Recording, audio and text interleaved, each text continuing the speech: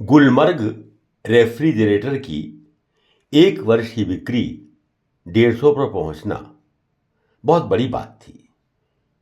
UP भर में किसी भी शहर में गुलमर्ग रेफ्रिजरेटर की इतनी बिक्री नहीं हुई जितनी हमने की, और इस कारण कंपनी में भारत व्यवसाय की बहुत प्रशंसा की गई। सन 1981 में स्पेंसर्स एंड कंपनी, जिसके पास कैलविनेटर ब्रांड के सारे अधिकार थे, उनका एक मुकदमा मद्रास हाई कोर्ट में श्री जे.आर. देसाई से चल रहा था, क्योंकि स्पेंसर्स एंड कंपनी ने इलेक्ट्रॉनिक्स लिमिटेड के बाजार में शेयर खरीदकर अपना आधिपत्य जमा लिया, जो कि श्री जे.आर. देसाई की कंपनी थी। इसी वजह से सन 1981 में electronics limited, Spencer's and company उनके कब्जे में आ गई। श्री M.L. दत्त, जो चीफ मार्केटिंग मैनेजर थे, उनको कंपनी से हटा दिया गया। लेकिन एक दूसरा मुकदमा Shri JR. Desai Madras high court में जीत गए और कैलविनेटर ऑफ इंडिया तथा कैलविनेटर ब्रांड पर उनका आधिपत्य हो गया। इलेक्ट्रॉनिक्स लिमिटेड का नई दिल्ली जोनल ऑफिस का सारा स्टाफ कैलविनेटर इंडिया लिमिटेड की एक subsidiary company expo machinery limited के पास चला गया। श्री M.L. दत्त से मिलने मैं नई दिल्ली गया और उनसे आगे किस प्रकार रेफ्रिजरेटर का व्यापार चलेगा, इस पर बातचीत की। कैलविनेटर रेफ्रिजरेटर, इसकी मार्केटिंग अब उनके हाथों में थी, लेकिन वे कैलविनेटर रेफ्रिजरेटर का काम मुझे देने को राजी नहीं थे, क्योंकि पूरे देश में कैलविनेटर ने एक शहर में एक ही डीलर नियुक्त कर रखा था। आगरा में मैसर्स गोकुल ट्रेडर्स 20 वर्ष से ज़्यादा समय से कैलविनेटर रेफ्रिजरेटर बेच रहे थे। मेरा परिचय सारे स्टाफ से था, जिनमें श्री C.D.A. धरनन, जो श्री M.L. दत्त के साथ काम करते थे, और मिस्टर अशोक दत्त, B.L. बजाज उनके स्टाफ में थे। वे सभी मेरी लगन और मेहनत और बिक्री से बहुत प्रभावित थे।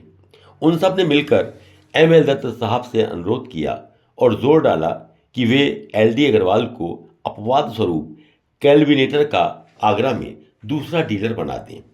श्री M.L. दत्त भी मुझसे प्रभावित थे, इसलिए अपने स्टाफ की राय पर उन्होंने मुझे आगरा में दूसरा डीलर बनाने का निर्णय लिया और कंपनी के साथ मेरा डीलरशिप एग्रीमेंट संपन्न हुआ। ये सफलता मेरे लिए अभूतपूर्व थी।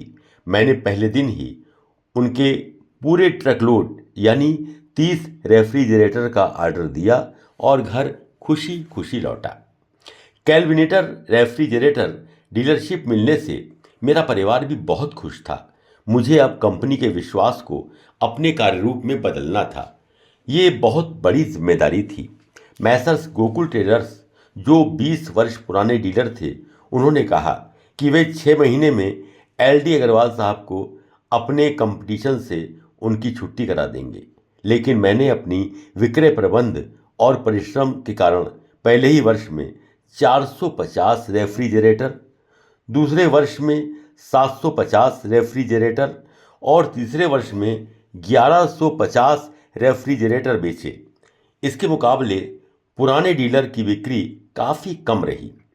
इसके साथ ही मैं आय बढ़ाने में नए स्रोतों के बारे में विचार करता रहता था। सन 1962 में मैं जब कानपुर जाकर गिल्डलेज बैंक से ITC के एप्लीकेशन के फॉर्म लाया था और अन्य भाइयों के अलावा मुझे भी 200 शेयर मिले थे, उस समय विदेशी कंपनी को फेरा में विदेशी हिस्सेदारी घटानी पड़ी थी। सन 1980 में मैंने रिलायंस इंडिया लिमिटेड में एक स्कीम के अंतर्गत 25,000 डिपॉजिट कराए, तो उन्होंने 25 शेयर 10 रुपये का शेयर 10 रुपये में ही अलॉट किया। फिर कई अच्छी कंपनियों ने अपने IPO निकाले और मुझे HDFC बैंक में 500 शेयर्स प्रत्येक 10 रुपये के हिसाब से और सन फार्मा में 642 शेयर्स ₹10 प्रत्येक के हिसाब से अलॉट हुए। मैं अच्छी कंपनियों के IPO में पैसा लगाता रहता था और धीरे धीरे मेरी अच्छी कंपनियों में होल्डिंग बढ़ती चली गई। ये मेरा शेयर में निवेश सफल रहा, मेरा पोर्टफोलियो बढ़ता रहा। अभी भी मैं शेयर्स में निवेश सफलतापूर्वक कर रहा हूँ।